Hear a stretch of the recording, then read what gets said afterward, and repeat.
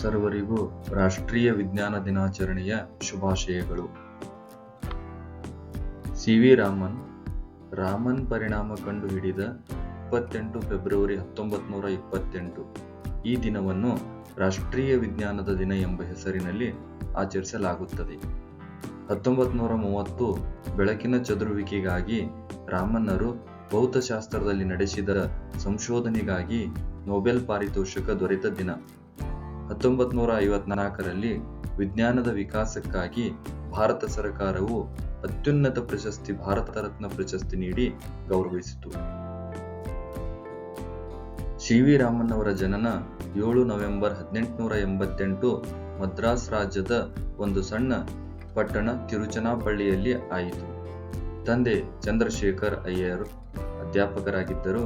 ತಾಯಿ ಪಾರ್ವತಿ ಆದರ್ಶ ಗೃಹಿಣಿಯಾಗಿದ್ದರು. ಬಾಲ್ಯದ ಹವ್ಯಾಸಗಳು ಗಾಳಿಪಟ ಹಾರಿಸುವುದು, ಈಜುವುದು, ಪ್ರಕೃತಿ ವೀಕ್ಷಣೆ ಮತ್ತು ಸಂಗೀತ ಆಲಿಸುವುದು. ತಮ್ಮ 12ನೇ ವಯಸ್ಸಿನಲ್ಲಿ ಮೆಟ್ರಿಕ್ಯುಲೇಷನ್ ಪರೀಕ್ಷೆಯಲ್ಲಿ ಉತ್ತೀರ್ಣರಾದರು. 1900ರಲ್ಲಿ ಮದ್ರಾಸಿನ ಪ್ರೆಸಿಡೆನ್ಸಿ ಕಾಲೇಜು 12ನೇ ವಯಸ್ಸಿನಲ್ಲಿ, 16ನೇ ವಯಸ್ಸಿನಲ್ಲಿ BA, 18ನೇ ವಯಸ್ಸಿನಲ್ಲಿ MA ಪಾಸಾದರು. ಮದ್ರಾಸ್ನ ಸಂಸ್ಥಾನಕ್ಕೆ ಪ್ರಥಮ ಸ್ಥಾನದಲ್ಲಿ ಪಾಸಾದರು. ಭೌತಶಾಸ್ತ್ರದ ಆಕರ್ಷಣೆಯಾಯಿತು. ಫಿಲಾಸಾಫಿಕಲ್ ಮ್ಯಾಗಜಿನ್ ಮತ್ತು ನೇಚರ್ ಸೈನ್ಸ್ ಮ್ಯಾಗಜಿನ್ ಗಳಿಗೆ ಪ್ರಬಂಧ ರಚಿಸಿ ಕಳುಹಿಸಿದರು. ಉನ್ನತ ಅಭ್ಯಾಸ ಹಾಗೂ ಸಂಶೋಧನೆಗೆ ಇಂಗ್ಲೆಂಡ್ಗೆ ಹೋಗುವ ಆಶೆಗೆ ಕಡಿವಾಣ ಬಿದ್ದಿತು. ಏಕೆಂದರೆ ಮನೆಯ ಆರ್ಥಿಕ ಸಮಸ್ಯೆಯಾಗಿರುವುದರಿಂದ ಅವರಿಗೆ ಉನ್ನತ ಅಭ್ಯಾಸ ಹಾಗೂ ಸಂಶೋಧನೆಗೆ ಇಂಗ್ಲೆಂಡ್ಗೆ ಹೋಗುವ ಆಶೆಗೆ ಕಡಿವಾಣವಾಯಿತು.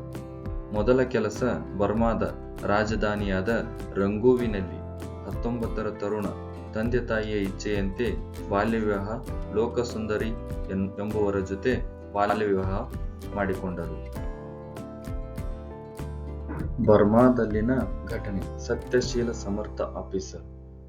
ಬರ್ಮಾದ ವ್ಯಾಪಾರಿಯೊಬ್ಬ ತಾನು ಕೂಡಿಟ್ಟಿದ್ದ ಹಣದಿಂದ ಮನೆಯನ್ನು ಕಟ್ಟಿಸಲು ಸಿದ್ಧನಾದ. ಆತನ ಬಳಿ ಹಾನಿಗೊಂಡಿದ್ದ ನೋಟುಗಳಿದ್ದವು. ಅದನ್ನು ಬದಲಾಯಿಸಲು ಖಜಾನೆಯ ಆಫೀಸಿಗೆ ಬಂದ. ಈ ಹರಿದು ಸೊಪ್ಪಾಗಿದ್ದ ನೋಟನ್ನು ಅಲ್ಲಿನ ಕಿರಿಯ ಅಧಿಕಾರಿ ನೋಡಿ ಬದಲಿ ನೋಟು ಕೊಡಲು ಒಪ್ಪದೆ ಸತಾಯಿಸಿದ. ಇವು ಡ್ಯಾಮೇಜ್ಡ್ ನೋಟ್ಸ್, ಬದಲಿ ಸಾಧ್ಯವಿಲ್ಲ, ನಾನೇನು ಮಾಡ್ಲಾರೆ. ಖಡಾಖಂಡಿತವಾಗಿ ಮುಖ ತಿರುವಿದ. ಎಷ್ಟೇ ಪ್ರಾರ್ಥಿಸಿದರೂ ಆತನ ಮನಸ್ಸು ಕರಗಲಿಲ್ಲ. ಗೋಳೋ ಎಂದು ಅಸಹಾಯಕನಾಗಿ ಅಳತೊಡಗಿದ. ಈ ರೋದದ ಧ್ವನಿ ಕೇಳಿದ ಆಫೀಸರ್ ಅವನನ್ನು ಸಮಾಧಾನಪಡಿಸಿ ಅವನ ಅಳುವಿಗೆ ಕಾರಣ ತಿಳಿದು, ಸರ್, ಈ ನೋಟನ್ನು ಪರೀಕ್ಷಿಸಿ ಅವು ಖೋಟಾ ಅಲ್ಲದಿದ್ದರೆ ನನ್ನ ಕೈಲಾದ ಸಹಾಯ ಮಾಡ್ತೀನಿ ಎಂದು ಭರವಸೆ ನೀಡಿದರು. ಮ್ಯಾಗ್ನಿಫೈಯರ್ ಗ್ಲಾಸ್ನಿಂದ ಪರೀಕ್ಷಿಸಿ ಮಾರನೆಯ ದಿನ ಆ ವ್ಯಾಪಾರಿಯನ್ನು ಕರೆಸಿ, ಈ ನೋಟುಗಳು ಅಸಲಿ, ತುಂಬಾ ಜಖಂ ಆಗಿರೋದ್ರಿಂದ ಬದಲಿ ಹೊಸ ನೋಟು ಕೊಡಲು ಆರ್ಡರ್ ಮಾಡ್ತೀನಿ, ನೀವು ಹೊಸ ನೋಟು ಪಡಿಬಹುದು ಎಂದರು. ಹೊಸ ನೋಟು ಪಡೆದ ಆ ವ್ಯಾಪಾರಿ ರಾಮನ್ನರ ಪಾದಗಳಿಗೆ ನಮಸ್ಕರಿಸಿದ. ಮಾರನೇ ದಿನ ಕೃತಜ್ಞಾಪೂರ್ವಕವಾಗಿ ಬರೆದ ಪತ್ರದೊಡನೆ 3,000 ರೂಪಾಯಿ ಕೃತಜ್ಞಾಪೂರ್ವಕವಾಗಿ ಕಾಣಿಕೆಯನ್ನು ಕಳಿಸಿದ. ರಾಮನ್ ಈ ಪತ್ರವನ್ನು ಕಂಡು ಸಂತೋಷಪಟ್ಟ. ಕಾಣಿಕೆಯನ್ನು ಕಂಡು ಕಿಡಿಕಿಡಿಯಾಗಿ ಆ ವ್ಯಾಪಾರಿಯನ್ನು ಕರೆಸಿ ಬುದ್ಧಿವಾದ ಹೇಳಿದ. ಸ್ವಾಮಿ, ನಾವು ಮಾಡೋದು ನಮ್ಮ ಕೆಲಸ, ಕಾಣಿಕೆ ಆಶೆಯಿಂದಲ್ಲ.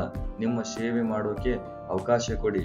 ಹಣದ ಆಶೆ ತೋರಿಸಿ ಭ್ರಷ್ಟನನ್ನಾಗಿ ಮಾಡಬೇಡಿ ಎಂದು ಬುದ್ಧಿವಾದ ಹೇಳಿದ. ಈ ಘಟನೆ ಬರ್ಮಾದಾದ್ಯಂತ ಹರಡಿ ಈ ಸತ್ಯವಂತರ ಕರ್ತವ್ಯನಿಷ್ಠ ರಾಮನ್ರನ್ನು ನೋಡಿ ತಮ್ಮ ಮೆಚ್ಚುಗೆ ವ್ಯಕ್ತಪಡಿಸಲು ಬರ್ಮಾದ ಬೀದಿಗಳಲ್ಲಿ, ಅವನು ಹೋಗುವ ಬರುವ ರಸ್ತೆಗಳಲ್ಲಿ ಜನ ಸಾಲುಗಟ್ಟಿ ನಿಂತರು, ಸಂತೋಷ ವ್ಯಕ್ತಪಡಿಸಿದರು. ರಾಮನ್ನರ ಮಾನವೀಯತೆ, ಸತ್ಯಸಂಧತೆ, ಸೇವಾ ಮನೋಭಾವ, ಲಂಚ ಪಡೆಯದ ಗುಣ ಬರ್ಮಾ ನಾಗರಿಕರಿಗೆ ಹೆಮ್ಮೆಯ ವಿಷಯವಾಯಿತು. ರಾಮನ್ರನ್ನು ಗೌರವದಿಂದ ಕಾಣುತ್ತಿದ್ದರು. Indian association for the cultivation of science ಸಂಸ್ಥೆಯಲ್ಲಿ ಭೌತಶಾಸ್ತ್ರ ಪ್ರಯೋಗ ಮಾಡಲು ಅವಕಾಶ ಸಿಕ್ಕಿತು. ಹಗಲು ರಾತ್ರಿ ಎನ್ನದೆ ಸಂಶೋಧನೆ ಮುಂದುವರಿಸಿದರು. ರಾಮನ್ನರ ಪ್ರಯೋಗ ಜನಜನಿತವಾಯಿತು. ಕಲ್ಕತ್ತಾ ವಿಶ್ವವಿದ್ಯಾಲಯದ ಕುಲಪತಿಗಳಾದ ಪ್ರಾಚಾರ್ಯ ಶ್ರೀ ಅಶುತೋಷ್ ಮುಖರ್ಜಿಯವರು, ರಾಮನ್ ಒಂದು ಅಪರೂಪದ ರತ್ನ, ಅವರು ನಮ್ಮ ಜೊತೆ ಸಂಶೋಧನೆ ನಡೆಸಬೇಕು ಎಂದರು. 1917 ಕಲ್ಕತ್ತಾ ವಿಶ್ವವಿದ್ಯಾಲಯದ ಭೌತಶಾಸ್ತ್ರ ಪ್ರಾಚಾರ್ಯರ ಹುದ್ದೆಗೆ ಆಹ್ವಾನ ಹೋಯಿತು. ಆಗ ಪತ್ನಿಯ ಸಲಹೆ ಕೇಳಿದರು. ಎಲ್ಲಾ ಸರ್ಕಾರಿ ಸೌಲಭ್ಯಗಳು ಹೋಗುತ್ತವೆ, ಆದರೆ ನನ್ನ ಸಂಶೋಧನೆಗೆ ಸದಾವಕಾಶ ಸಿಗುತ್ತೆ, ನಾನು ಏನು ಮಾಡಲಿ?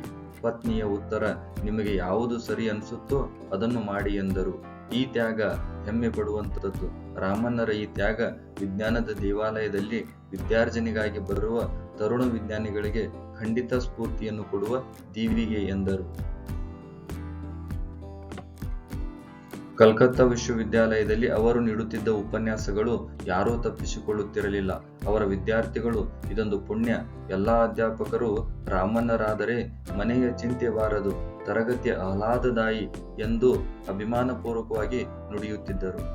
ಯುರೋಪಿಗೆ ಭೇಟಿ 1921ರಲ್ಲಿ ಬೇಸಿಗೆಯ ವಿಜ್ಞಾನ ಸಮ್ಮೇಳನವು ಇಂಗ್ಲೆಂಡಿನಲ್ಲಿ ನಡೆಯುವುದಿತ್ತು. ಹಡಗಿನಲ್ಲಿ ಪ್ರಯಾಣ ಮಾಡುತ್ತಾರೆ. ಈ ಸಮುದ್ರದ ನೀರೇಕೆ ನೀಲಿ? ಮರಳಿ ಬಂದ ನಂತರ ಹಗಲು ರಾತ್ರಿ ಸಂಶೋಧನೆ ನಡೆಸಿದರು. ಸೂರ್ಯರಶ್ಮಿಯ ಬೆಳಕು ಈ ನೀರಿನಲ್ಲಿ ಹರಡಿ ಹೋಗಿರುವುದೇ ಸಮುದ್ರದ ನೀರು ನೀಲಿಯಾಗಿ ಕಾಣಲು ಕಾರಣ ಎಂಬ ಸತ್ಯ ಕಂಡುಹಿಡಿದರು. ವಿಶ್ವದಾದ್ಯಂತ ಈ ವಿಷಯ ಹರಡಿತು. ನೊಬೆಲ್ ಪ್ರಶಸ್ತಿ ಪಡೆಯಲು ದಾರಿ ಮಾಡಿಕೊಟ್ಟಿತು. ಬೆಳಕು ಚದುರುವುದರ ಪರಿಣಾಮ ಅನೇಕ ಪ್ರಯೋಗಗಳನ್ನು ಮಾಡಿದರು. ರಾಮಣ್ಣರ ಪರಿಣಾಮ, ಬೆಳಕನ್ನು ಒಂದು ವಸ್ತುವಿನ ಮೇಲೆ ಕೇಂದ್ರೀಕರಿಸಿದರೆ ಆ ಬೆಳಕು ಆ ವಸ್ತುವಿನ ಸುತ್ತಲೂ ಹರಡುವುದು. ಆ ಚದುರಿದ ಬೆಳಕು ವಸ್ತುವಿನ ಕೆಲವು ಗುಣಗಳ ಬಗ್ಗೆ ತಿಳಿಸುವುದು. ರಾಸಾಯನಿಕ ಕಾರ್ಖಾನೆಗಳಲ್ಲಿ ಕಲರ್ ಫೋಟೋಗ್ರಾಫ್ಗಳು ಪ್ಲಾಸ್ಟಿಕ್, ಸಿಂಥೆಟಿಕ್ ರಬ್ಬರ್ ವಸ್ತುಗಳ ತಯಾರಿಕೆಯಲ್ಲಿ ಮಹತ್ವದ ಪಾತ್ರ ವಹಿಸುತ್ತದೆ. ಸಿ.ವಿ. ರಾಮನ್ ಪರಿಣಾಮ ಕಂಡುಹಿಡಿದ 28 ಫೆಬ್ರವರಿ 1928 ಈ ದಿನವನ್ನು ರಾಷ್ಟ್ರೀಯ ವಿಜ್ಞಾನ ದಿನ ಎಂಬ ಹೆಸರಿನಲ್ಲಿ ಆಚರಿಸಲಾಗುತ್ತದೆ. ಕೇವಲ 200 ರೂಪಾಯಿಗಳ ಖರ್ಚಿನಲ್ಲಿ ಈ ಸಂಶೋಧನೆಯನ್ನು ಕೈಗೊಂಡಿದ್ದಾರೆ. 1930 ಬೆಳಕಿನ ಚದುರುವಿಕೆಗಾಗಿ ರಾಮಣ್ಣರು ಭೌತಶಾಸ್ತ್ರದಲ್ಲಿ ನಡೆಸಿದ ಸಂಶೋಧನೆಗಾಗಿ ನೊಬೆಲ್ ಪಾರಿತೋಷಕ ದೊರೆತ ದಿನ. ಭಾರತೀಯ ವಿಜ್ಞಾನ ಮಂದಿರ Bengaluru, Indian institute of science 1933ರಲ್ಲಿ ರಾಮನ್ರವನ್ನು ಆಹ್ವಾನಿಸಲಾಯಿತು. ರಾಮಣ್ಣರು ಒಬ್ಬ ಒಳ್ಳೆಯ ಅಧ್ಯಾಪಕರು ಹೌದು. ಡಾಕ್ಟರ್ ಹೋಮಿ ಬಾಬಾ ಮತ್ತು ಡಾಕ್ಟರ್ ವಿಕ್ರಮ್ ಸಾರಾಭಾಯಿ ಇವರ ವಿದ್ಯಾರ್ಥಿಗಳ ಅಣುಶಕ್ತಿ ಮತ್ತು ಬಾಹ್ಯಾಕಾಶ ಸಂಶೋಧನೆ. ವಿಜ್ಞಾನ ಕಠಿಣವಾದ ವಿಷಯ, ಅದಕ್ಕೆ ತುಂಬಾ ಏಕಾಗ್ರ ಚಿತ್ತತೆ ಇರಬೇಕು. ರಾಮನ್ ಸಂಶೋಧನಾ ಕೇಂದ್ರ, ಇಂಡಿಯನ್ ಅಕಾಡೆಮಿಕ್ ಆಫ್ ಸೈನ್ಸ್ ಎಂಬ ಸಂಸ್ಥೆ 1948ರಲ್ಲಿ ರಾಮನ್ ಸಂಶೋಧನಾ ಕೇಂದ್ರವಾಗಿ ಪರಿವರ್ತನೆಯಾಯಿತು. 60 ವರ್ಷದ ವೃದ್ಧ 12 ಮೈಲಿ ದೂರದಿಂದ ಬೈಸಿಕಲ್ನಲ್ಲಿ ಬರುತ್ತಿದ್ದರು. 66ನೇ ವಯಸ್ಸಿನಲ್ಲಿ ವಿಜ್ಞಾನದ ವಿಕಾಸಕ್ಕಾಗಿ ಭಾರತ ಸರ್ಕಾರವು ಅತ್ಯುನ್ನತ ಪ್ರಶಸ್ತಿ ಭಾರತ ರತ್ನ ಪ್ರಶಸ್ತಿ ನೀಡಿ ಗೌರವಿಸಿತ್ತು. ನಾವು ಬಣ್ಣಗಳನ್ನು ಹೇಗೆ ಕಾಣುತ್ತೇವೆ, ದ ಫಿಸಿಯಾಲಜಿ ಆಫ್ ವಿಷನ್ ಎಂಬ ಗ್ರಂಥ ಬರೆದರು. 82ನೇ ವಯಸ್ಸಿನಲ್ಲಿ ಕಿವಿಯ ತಮಟೆಯ ಕಾರ್ಯವಿಧಾನದ ಉಪನ್ಯಾಸ ನೀಡಿದರು. ಇದನ್ನು ಕೇಳಿದ ವೈದ್ಯರು ಆಶ್ಚರ್ಯಪಟ್ಟರು. ಪತ್ನಿ ನೀವೇಕೆ ಕ್ಷಣಕಾಲ ವಿರಾಮ ಪಡೆಯಬಾರದು ಎಂದು ಪ್ರೀತಿಯಿಂದ ಒತ್ತಾಯಿಸುತ್ತಿದ್ದರು. ಅದಕ್ಕೆ ಪ್ರತಿಯಾಗಿ, ನನ್ನ ಕೆಲಸ ಹಾಗೂ ನೀನು ಇವೇ ನನ್ನನ್ನು ಇನ್ನೂ ಜೀವಿಸುವಂತೆ ಮಾಡಿವೆ ಎಂದರು. 21 ನವೆಂಬರ್ 1970 ರಾಮನ್ ಕೈಯಲ್ಲಿ ಪುಸ್ತಕ ಹಿಡಿದು ಮಲಗಿದ್ದರು. ಆಗ ಹೃದಯಾಘಾತವಾಗಿ ಕೊನೆಯುಸಿರೆಳೆದರು. ಅವರ ಕೊನೆಯ ಮಾತುಗಳು: ಸರಿಯಾದ ಮನುಷ್ಯ, ಸರಿಯಾದ ಚಿಂತನೆ, ಸರಿಯಾದ ಉಪಕರಣಗಳು, ಸರಿಯಾದ ಫಲಿತಾಂಶ. ಧನ್ಯವಾದಗಳು.